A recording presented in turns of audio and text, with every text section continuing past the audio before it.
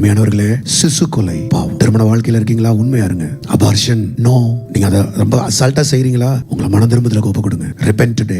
ஏன்னா பெரியவங்களை கொலை பண்றதை விட சின்ன பிள்ளைய கொலை பண்றது கர்த்தருடைய பார்வையில ரொம்ப ரொம்ப அருவருப்பு. ஏன் தெரியுமா? ஒரு பெரிய ஆளை நீங்க கொலை பண்ணும்போது அவன் எதிர்த்து நிற்பான், அவனை கொலை பண்ண விடாதபடி. ஒரு 6 மாச குழந்தை அது பேசவும் முடியாது, அது உங்களை எதிர்க்கவும் முடியாது. அது 3 மாசமோ 6 மாசமோ 1 வயசோ குழந்தையின் இடத்துல நீங்க அது மாதிரி செய்யும்போது கர்த்தரை வெறுக்கிறார்.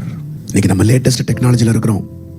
யங் பேரண்ட்ஸ், திருமணமானவங்க நல்லா கேட்டுக்கோங்க.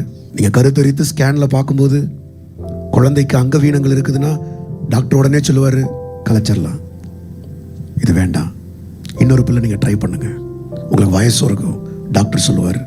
ஆனால் நீங்கள் என்ன தெரியுமா சொல்லணும்? நோ, எனக்கு இந்த கருவை கொடுத்தவர் என் தேவன், அவர் வளர்க்கவும் உதவி செய்வார். நீங்கள் சொல்லணும்.